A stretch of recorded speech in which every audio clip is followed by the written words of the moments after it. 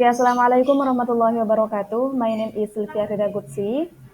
Today, I'd like to talk about a topic that is very important in the field of English language teaching, especially for adults and professionals.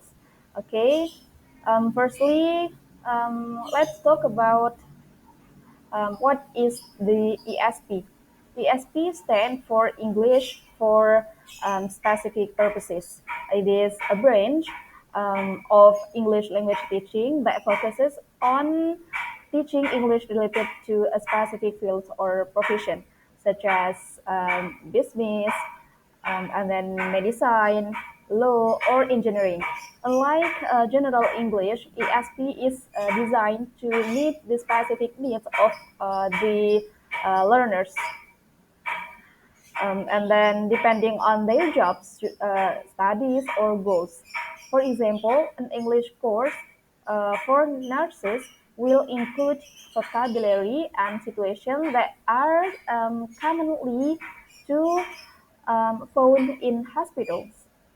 And then in short, ESP helps learners use English in real life situations connected to their area of work or study.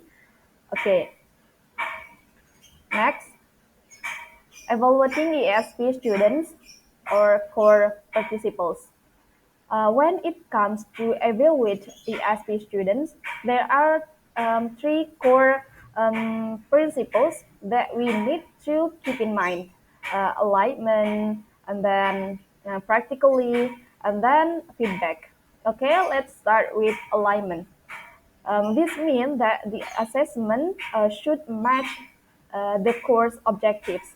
Since ESP is goals oriented, the evaluation should focus on the specific purposes that the course is designed for. Okay, next is practically. Practicality. This is refers to how well the students can apply what refers to how well the students can apply what they've learned in real world situations. So we ask, can the students use the language effectively in their field? For example, can an engineering students write a technical report in English? Okay. Finally, we have feedback. Feedback, it is very important to give feedback that is clear and then helpful and focused on helping students improve. Okay. Constructive feedback guides learners on what they did well and what they can do better and in the next time. Okay. These three principles has make sure that ESP evaluation is meaningful, relevant, and then usable for the learners. Okay, next, we talk about continuous assessment strategies. Okay, in ESP, it's important not to rely only on final tests. Instead, we use continuous assessment to monitor students' progress over time. Here are four common strategies. Okay, firstly, role plays and simulations. These activities allow students to practice communication in realistic situations. For example, a tourism student might simulate helping a foreign tourism at an airport. This helps us evaluate how well they can use English in practical everyday tasks. And then the second, writing assignments. These are used to check students' ability to write documents that are common in their field. Okay, for example, a business student might be asked to write an email or a report. This helps assess both language use and professional skills. And then the third, vocabulary quizzes. In ESP, knowing the right vocabulary is essential, right? These quizzes help ensure that students understand and can use key terms related to their specific area of study or work.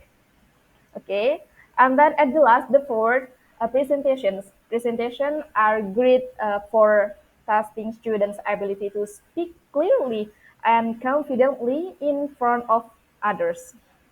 Okay.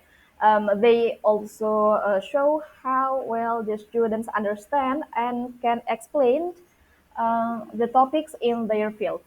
Using these strategies gives teachers a more complete picture of each student's ability and progress. Okay, next, now let's take a look at some example of ESP exam that are designed for specific professional fields. Okay, the first we have the ILEC, which stand for International Legal English Certificate. This exam is made for law students and legal professionals. Okay, it tests their ability to use English in legal context, such as writing contracts, reading legal text, and participating in discuss about legal matters. Okay. The second, there is the ICT, or International Certificate in Financial English. This exam is for finance students and professionals. Sure. Okay, it focuses on the kind of English used in finance, including writing financial reports, understanding economic articles, and communicating in business meetings. Okay, this exam show how ESP is closely connected to real-world needs and how English learning can support professional success. Okay, guys. Okay, finally conclusion. We conclude of our presentation today. To conclude, assessment in ESP course is not something we can do randomly, right? It requires careful planning and this use of appropriate strategies. Okay, by following the core principle alignment and then practicality and feedback, and by using various continuous assignment methods such as role plays, writing tasks, vocabulary quizzes, and presentations, we can create evaluation that are fair, and then reliable, and then valid.